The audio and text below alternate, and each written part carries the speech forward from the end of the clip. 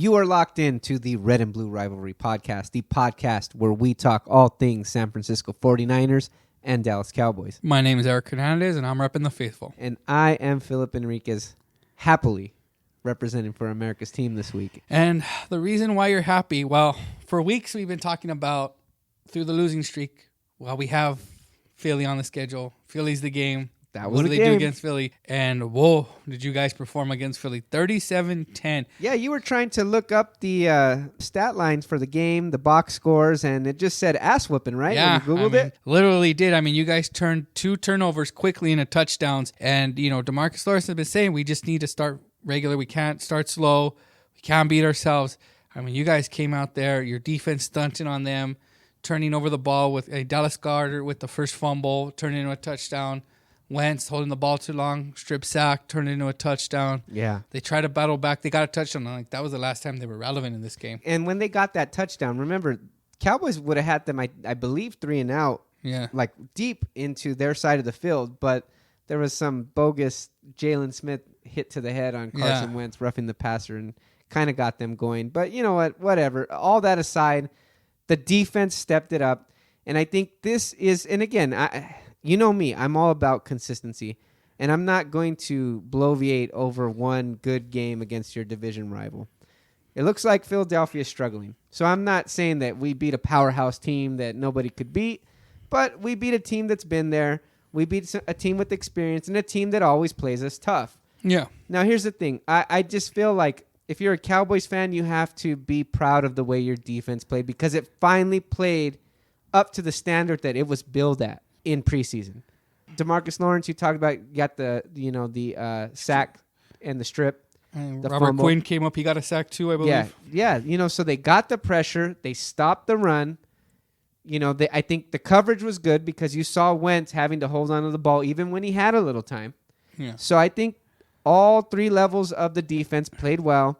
I think they finally got their hands on some footballs, got some turnovers. Xavier Woods had an interception. That's good to see. The young players starting to step up. Hopefully they can build on this. Hopefully it can continue, especially on the defensive side, because for me, I'm all sold on the offense. Yeah. I'm a big champion of the offense. I think Dak Prescott had another good game. He was efficient, 21 of 27, 239 yards, threw a touchdown. Zeke, 22 carries, 111 yards. I mean, he eats against Philly, doesn't he? Yeah, he ate. And he didn't even have any huge run in the game, but it was just a consistent, 5 yards a carry kind of game. So what did you see, in your opinion, that was different this week as opposed to the last 3 weeks? Was it just on the defense? Was there something on the offense? I mean, what was the difference? That's a great question, by the way. And if you're a Cowboys fan, you will know that this Cowboys offense has not started on the opposing team side of the field. Yeah. And they did so. And the defense was the reason why they did so. And that's why we were able to put up 14 quick points. You didn't make the offense have to go 80-plus yards to put a touchdown on the board. They need to help each other out. Scratch my back, I'll scratch yours. And finally, for the first time, the defense scratched the offense's back. And you've seen the potential that this team can have as a whole when the defense is doing their part. Yeah. That's the way I look at this. That's what makes it different.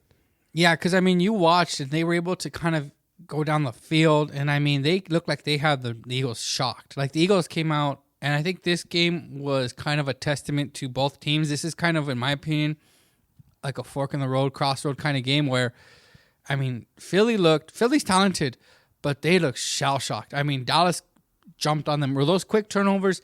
I think they weren't the game because they won by more than 14 points, but those were 2 quick in a fight. Those are 2 quick knockdowns, and you're done after that. Your confidence is shot going forward. Yeah. There was nothing they could do. You looked at the offense, and it felt like they could run when they want. They could throw when they want.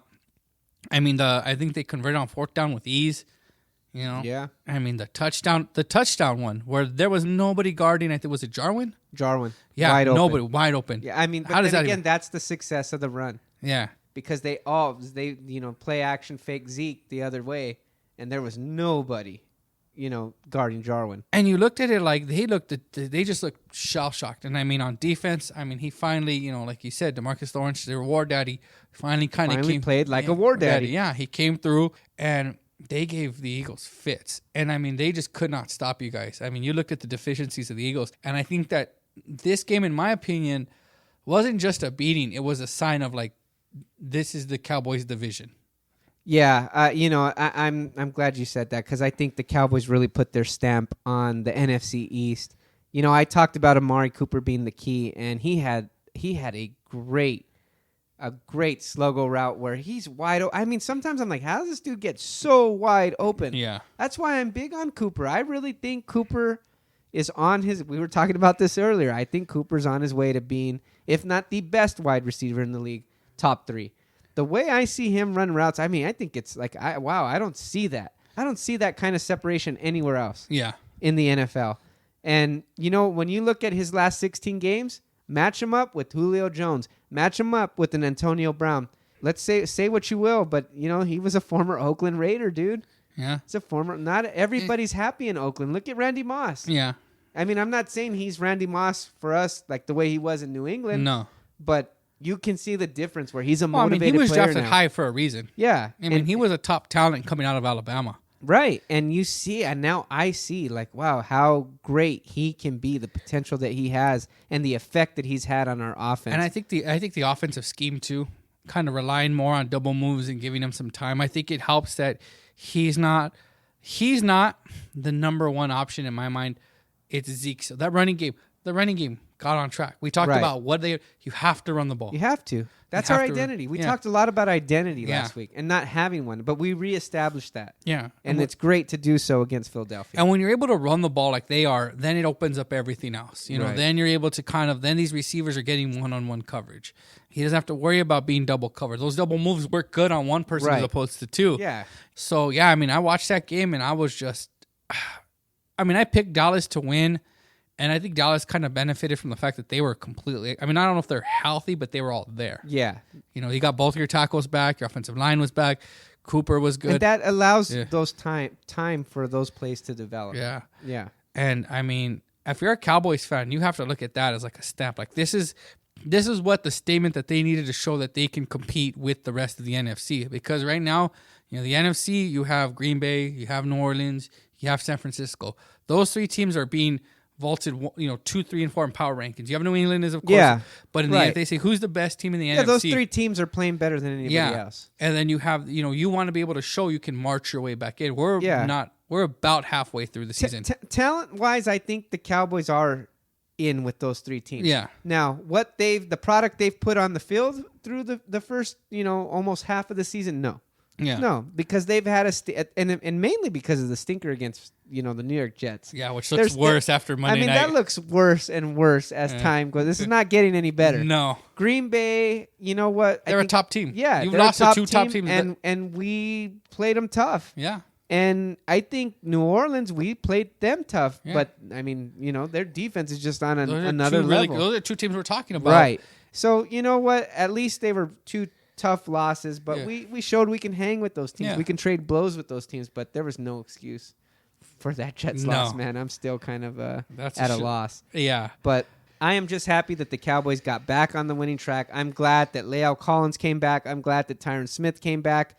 I'm sure with this bye week, giving them an extra week to get healthy, I have a whole lot of confidence going forward that they can beat the Giants. And even then, they're going to take on the Minnesota Vikings. By then, I think we'll see what kind of a contender that Dallas can be. Are they going to be stacked with the New Orleans Saints and the San Francisco 49ers, or are they just going to be a team that, hey, you own the East, but we don't think you're going to make a lot of noise in the NFC in the playoffs?